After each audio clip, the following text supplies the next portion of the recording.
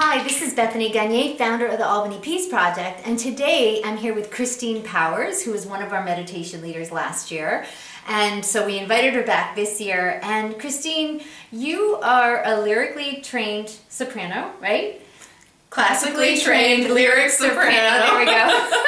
And also the owner and founder of Synchronicity Calling, right, which is a marketing firm that helps to support individuals whose businesses are striving to increase the spread of information like this, you know, basically lifting humanity. Yeah.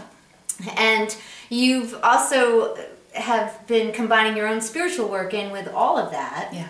So, and which brings us to sound in general and sound healing and how you've integrated that in much of your work. Can you talk about sound healing and how it relates to intention and meditation and all of that? I would like to, sure. So one of the first things to say is that not all sound healers are singers and not all singers are sound healers, but I happen to be both. And so I brought with me today an A crystal bowl, which is tuned to the frequency of the heart, and these bowls are coated with the intention of healing. Nice. So let's talk about intention. So one of the things that would be great for people to understand about sound in general, to be mindful of, is that anytime you speak, not just with sound healing, but we're all light, sound, vibration. And one of the things that make sound a subtle energy, meaning that it can't be measured by scientific instruments but doesn't mean it doesn't exist, is the intention. So that when we are doing anything, whatever intention comes behind the words, it gets encoded on the sound wave. So that's a really important thing to understand about how all of us have the power to be sound healers. Oh, I love that. Even just in our speaking. Fun. Yeah. Yeah. So in addition to that, I have merged my singing in with what I do for sound healing. Sometimes I sing, sometimes I tone, sometimes some really interesting sounds come up that make no sense, but I do what is guided for different people in different situations because each of us is different. Right. Where if we think about our uniqueness and that each of us is our own little orchestra with all the sections, and let's say that your violin section gets out of tune, the whole orchestra is going to be out of tune. But with sound, you can bring the violin section back into tune, everything resonates, there's a harmony. And so this applies to how sound healing works for us to balance and harmonize, re-energize our bodies, our energy fields, and all of that. So we were talking earlier about how when we sound or when we tone, how that kind of brings us into balance. Can you talk more about that? Sure. So when you use something like a crystal bowl, it has an instant effect. I'll just chime it. Has an instant effect on our field. Crystal bowls are particularly powerful amplifiers, and this sound will carry infinitely but measurably for 1/3 of a mile.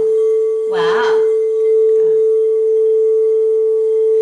So when we tone and tone for ourselves, we're actually bringing into resonance something that's out of balance in our field. And the truth is, it doesn't really matter that you get the right note or the right frequency. What matters is that it makes you feel good. And it shifts something for you because we're all very unique. For instance, if someone, give you a good example, if someone were to have an infection and get penicillin, it would heal them, but for another person, it could be deadly. So keep that in mind when you're working with yourself. There's no right, there's no wrong. It's just what resonates for you. Yeah. And so in the meditation today, you're going to be using this, is that correct? I'll use it in the beginning when we are centering. And I invite everyone just to really let the sound wash over them. Yes, yes. You know, we were talking earlier about how sometimes people may feel that racing mind and they may have a real difficult time stilling themselves, and how this is just a wonderful way to accelerate, It just draws us into that beautiful space within, and so possibly doing more sound healing work can help you if you feel like you struggle with meditation and the racing mind. And Christine offers some workshops on that, right? I do. Yeah, part of, I've been blessed to have learned so much about myself, and so I feel compelled to share that with others. So I don't quite call myself a teacher, more like a guide or a facilitator. So I help people understand sound and the chakras, what the chakras are, the energetic system that runs the length of our body, for a very basic explanation. And also sound. I do workshops on sound.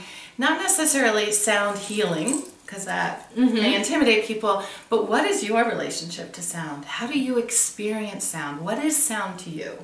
And open up a whole new world for people that is really a sound discovery that's quite amazing. So can we talk about that just quickly before we end? Talk about sound discovery and what do people discover when they start cultivating a relationship with sound more? You know, not music, like sound. Right.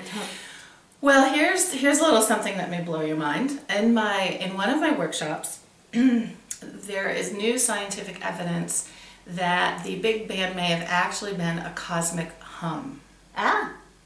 Yeah.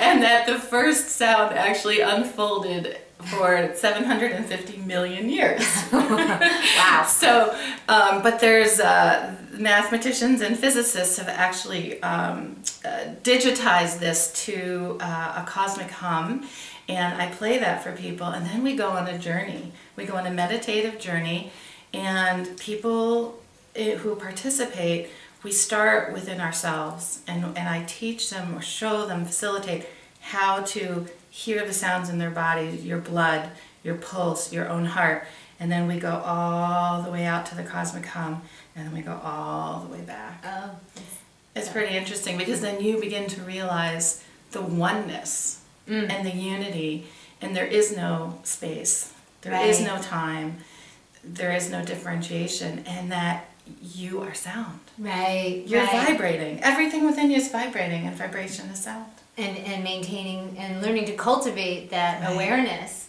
has got to be enlivening, you know. And funny, that's a word I often use, say, you know, it'll keep you humming or get you humming, right? Like, so I'm gonna, thanks to this conversation, I'll be thinking more about really, you know, that feeling, that vibrancy, that aliveness. So, so great. I'm looking forward to your meditation. Me too. We'll see what comes. And Christine's contact information will be located below this video. And thank you so much for participating, and we'll see you tomorrow. Thank you. Thank you. Absolutely.